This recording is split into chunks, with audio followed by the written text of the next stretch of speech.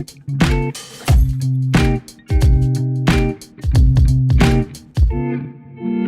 everyone, and welcome to episode 3 of Behind the Magic. I'm Dylan.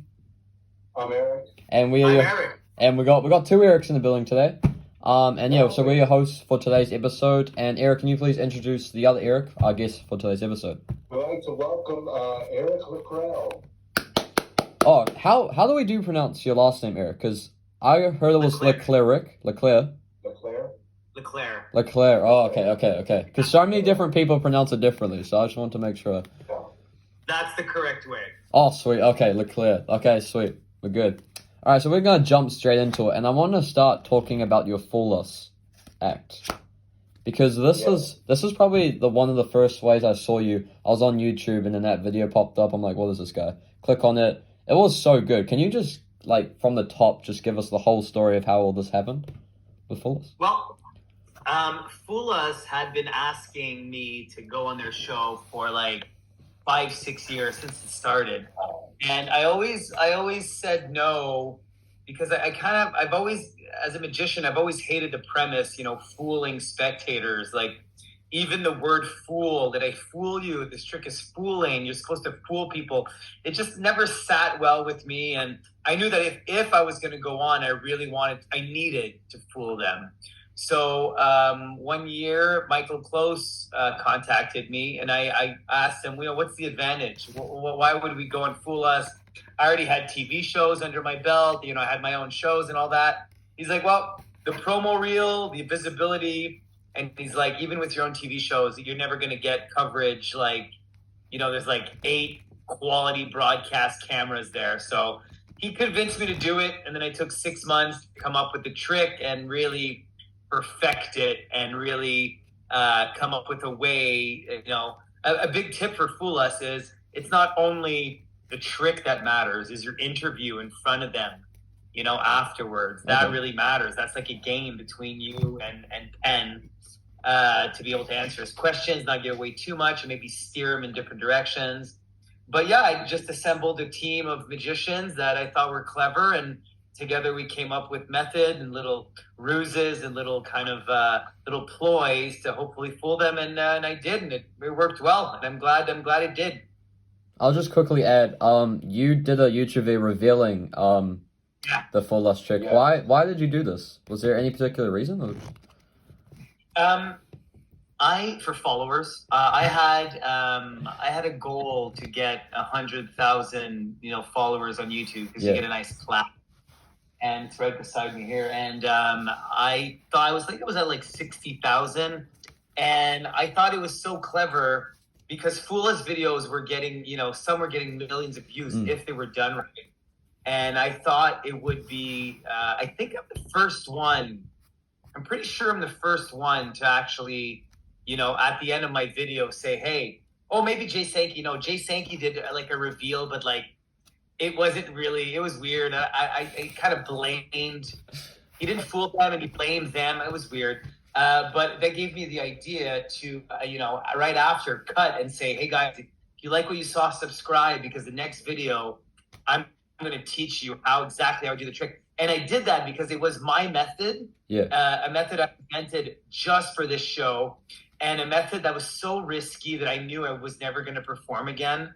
So it was perfect. In fact, I think it was perfect. It got me 50,000 followers, which is insane. That is insane. And afterwards, Michael Close wrote me an email. He's like, after he saw the reveal video, he's like, I don't think you're doing magic any favors by revealing it. So that kind of got me a little bit, down and questioning my morals. Yeah. But that's the whole concept of Fool Us. I mean, you're doing it for the bad boys of magic. You know what I mean? That's right. That's right. It's kind of like a tribute to them. Yes. Oh, that's a good way of looking at it. I love the fact is that the whole fact is when Penn said, "Is there a jar?" He said it fluttered, and I watched the how-to video too. Though I can't believe he's a. Yeah, a lot of people. Yeah, it's like. Yeah, he said something like, Teller thinks there was some sort of container, which there was, and then he and then he corrects himself by saying some sort of jar. So then I could say no right away because Yeah, it wasn't a jar. Yeah. Yeah, but there's a lot of like little nuance. The best tip I got from Sean Farquhar was like you don't want to alienate them, right? So if they say like if they say something like, oh, we think you dropped it in a jar, instead of saying nope, you say something like, oh, dropped it in a jar. That's a great method, way better than my method. It's not mine, but that's such a good idea, right? So you praise them as you're telling them no. So little ruses and little kind of little angles like that really did help. I studied those for months. So there's a bit of like a mind game because like so you're saying like the interview is like one of the most important parts because they could have something close to your method and the way you're gonna respond to them can change their thoughts about like how we switched to jar when it wasn't a jar like that. That really Yeah. Yeah, They're our magicians. They're really good magicians, right? So that like us, we always use we use it like subconsciously with when we're performing. If we see someone catching us, we'll be able to address it. Or if somebody says something, we kind of disprove our theories by saying something else. It's a nice it's a chess game. It's a chess match, Yeah, and for all the listeners who haven't seen a reveal video, it's like a cloth that he used that had like because if you haven't seen his video, it was. Can you just quickly explain what the actual Full Loss Act was for listeners who haven't seen it? Yeah, so basically it was a huge box with full of packing peanuts, styrofoam packing peanuts. Teller would, sign a packing peanut. I would drop it in the box, and then I would cover myself in glue, jump in the box, and then, find it in my mouth or something. And the method was the box would open on both sides, and on one side there was a cloth that we pinned to the four corners of the box, and the packing peanut would just fall in on this cloth, and then we'd shake it. But when we open the box, that means the packing peanut was alone there. So I was able to grab it without anybody seeing. So I revealed that right after. Question for you. Yeah. Okay, so about that part, the cloth at the bottom. How fast did it take you to get to the cloth? Like, this is I don't think I've ever said this on a podcast. Oh, exclusive content we're getting there. Okay. Exclusive. But there's a discrepancy in my reveal and on what you see on TV. Because if you think about it, when you drop the packing peanut in the cloth and then you shake it with the spectator, and when you open it, I jump in right away. And so and then the cloth gets, intact, and I shove it down my pants to get rid of the method. So that packing peanut could very well be just mixed up with all the other ones. But I devised something. This is really clever. I devised something because I've been on TV a whole bunch. I know how TV works, and everything is spiked, like meaning there's X's on the stage, meaning where you need to stand, where the box needs to be, whatever. So as I opened the box and I looked inside and I saw my packing peanut was just staring at me, I say to the people, oh, we're just going to put this box back on the X. And as I pick up the box, because it's so big, I pick it up like this, and I was able to just, I pick it up with one hand, and I was able to just take the peanut, put it in my hand, and move it. But they cut that out on aired it because it's useless talk. It's breaking the fourth wall. Oh my goodness, that is genius. Yeah, thank you. Yeah, so it worked, and a lot of people kind of in the reveal video, they're like, wait, that's not how this works. And so I never really explained it because screw YouTube comments. But that's an exclusive for you boys. Oh wow, so you use the whole excuse like, oh yeah, we're just gonna quickly, move this on here, and then we'll as part of the method. That is so good. Yeah, I was like, let's put this back on the X. Now they were gonna cut that out because the audience doesn't know what X are you talking about. It doesn't fit anywhere. Yeah. And even though it was invisible, like when I pick up the box is so big, the box is here. So when I pick it up like this, I have all the time in the cover in the world to go inside and take the packing peanut. And then when it comes down, my hands are. So it was a foolproof method, but I thought it'd be even more clever for the viewers to not hear that. And it's just useless. they cut these acts down so much that I knew they were going to cut it. So it was another little, kind of a little slight advantage, another angle to our advantage. True. That's so good. Like you said, it's like breaking the fourth wall. Exactly. They never, for some reason, they never want to break that fourth wall. I mean, this one's understandable. There's just useless information, and they want to keep it as concise and as coherent as possible. So yeah, so I thought I'd throw that in there. It was a great little experience. I loved it. In fact, I'm actually going another exclusive for you gentlemen. Oh, Is I'm going on Francis Has Talent in France, in Paris. okay. And they want me to do that trick again. And I said, let me do something else. And we really like this trick and I hate it. So I'm going on that. I really do hate the trick. I hate it. It was designed just to fool them. But I'm going on France Has Talent in a couple months, which I'm not allowed to talk about, but they'll never see this. They don't even speak English. So yeah, I'm going to be doing it, but I think I'm just going to do. I'm not going to go through the whole. I think I'm just going to do a switch.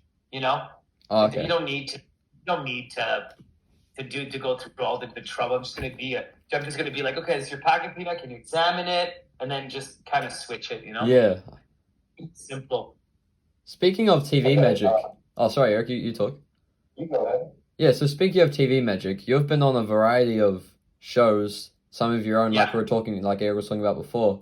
So can you talk to us a bit about TV, like Big Trick Energy, Tricked, just overall the TV experience with magic? Yeah, I mean, I have over 7. I think I'm at 7 right now. I'm about to be 8 of my own shows. Brain Games, I was a guest, like a reoccurring guest. I replaced Apollo Robbins, which is a huge honor, as one of my idols. So I started when I was younger. I just started getting on local television, breakfast television, and then we had a local television station here. I pitched them or my own show. I got on, and then I just love the medium. I love the fact that you can work 1 hour or whatever, and then somebody edits it, and then it's something you have forever, and hundreds of thousands, and maybe millions of people get to see it. So it's always been, even though it's kind of like a dying medium, television, I still really like it. I think streaming services are great right now. We have Big Trick Energy, which was we didn't go very well, didn't go as planned, obviously. But yeah, TV is a great medium. I love it. I love the fact that you can try whatever you want on television, and if it's not good, they'll never air it. Yeah. Except Big Trick. What is, because I think I was on Penguin Magic podcast. You kind of talked about the fail of Big Trick Energy. Can you can you tell us a bit about that? About Big Trick Energy? Yeah, I mean, some people. I mean, we still got a TV show on a major American network and on Netflix Canada, which is a huge accomplishment.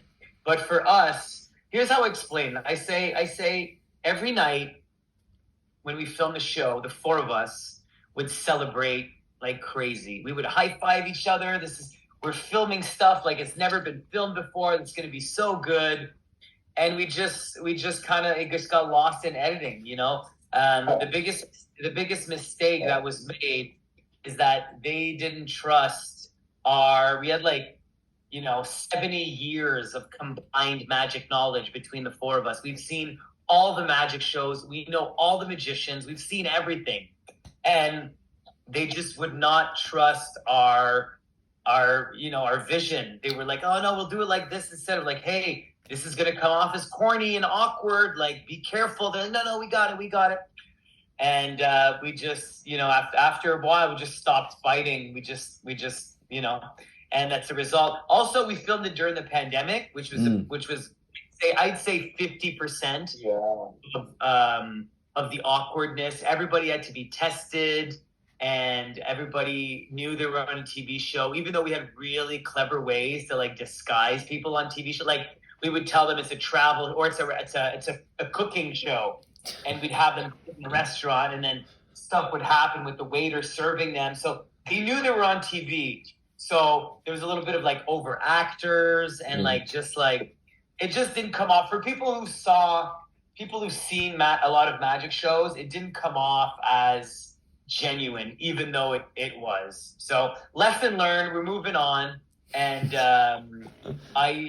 it was amazing working with my best friends for 3 months. That was the highlight, definitely the highlight of the year for sure. So no season 2? No season 2. No. There was talks about it, but we were like, it never. If they're like, hey, if we do a season 2, we want creative. We want creative control, and they weren't ready to do it, and the ratings weren't even there, so there was no possibility. Yeah. I have a question about the interview that you had a long time ago. Oh my God. It was with really, I have dyslexia, so it's not the best. But it was with this news station, and you messed up a lot, right? Thank you. I have no clue. And the last part is just the card and the little box deal. And to me, as a magician, I was like, oh boy, another trick going wrong on live television, right? It was live. Yeah. So that's why. Yeah, that one I was doing a 365 project. So I was doing a video every day of the year from January 1st to December 31st, and I think it was like towards the end of the year. That one got so much. People are so confused. I purposely went on live TV and just messed up every single trick. Just the way I was dressed. I was dressed with a top hat and a card tie, a huge oversized tux, and I was just messing up every single trick. I think one of the trick was like, name a color. He said red, and I'm like, always say green. Always, when a magician asks, always say green. But the fact that it was on live TV, this is where most people would be like, well, why would you mess up on live TV? And the truth is it was breakfast television, and for somebody, we as a magician or as a performer, we know that, to get on television, breakfast televisions is the easiest to get on. Your local breakfast radio television station is, you just need a phone call or an email and a video, and they'll for sure have you on. So I went on as a satire, just laughing at the whole thing. I thought it was going to be more obvious than it was. But I haven't seen the comments in like years. I haven't seen that video in years. But I'm glad that's the one you brought up, Eric, because I don't know what I say on these interviews. But yeah, I just went on there and purposely messed up every single trick. If you guys are watching this and you haven't seen the video, we'll leave a link in some of the description. Yeah. You have to watch it. It's hilarious. Yeah. I just go on and I was laughing the whole entire time, but also like, oh God. And also, I've seen. So also another video that you did was, it was a eating 50 light bulbs or something. Right. So my question is this though: well, first off, why? And the second, from a human's perspective, why would you do that? But also another reason is if you can go back to that day and not do that, would you do better tricks than what you had done back then? On TV? Yeah, on that interview. No. I would keep it exactly the same. That was my plan since the beginning. Now that I think about it. That's how you know you're natural. What's that? That's how you know you're natural. That's right. Now that I think about it, I probably should not have ended with the card in the impossible location, because that's a trick that actually worked. I should have just messed up all the tricks. And I think that's why most people were like, oh, but that trick worked. That one worked, right? What I thought is that, there has to be some catch to this. You know what I mean? Right. No, it was straight up. I was going to mess everything up. And the light bulbs was, I was just trying. It was a time where I was just trying to get videos to pop off. I was just experimenting with what people wanted to see, and I think eating 60 light bulbs in 60 seconds was a great. The video did not do well at all. I busted a tooth, Oh. so that one I would take back, just because it just wasn't. It didn't pop at all. Like it was. And people were like, "Oh, you're not really eating the light bulbs, are you?" It's like, okay, like I'm just cracking them with my mouth. So what's better, cracking 60 light bulbs with my mouth? No, I'm eating 60 light bulbs in 60 seconds. So yeah, I don't regret anything. And if you do regret something, you just unpost it. You can just delete it. Right? Now, question for you as well, though. See, because I know you post a lot. I mean, you used to post a whole lot of videos, right? And I mean, I'm a huge fan. Thank you. I had to do my research as well. And I know you did a trip. Well, I mean, YouTube, sometimes the years are off. But 2 years ago, you did 50 magic tricks in 5 minutes. Yeah. And I was first off, to me as a comedy magician, because I think you do comedy magic, yes? Yeah. Yeah. Yeah. I was like, oh, this is amazing, you know. And I'm trying to pick out tricks from that. I was like, oh no, wait, how? And okay, I can understand this, you know what I mean? But as to a creator as well, I think that's brilliant, you know.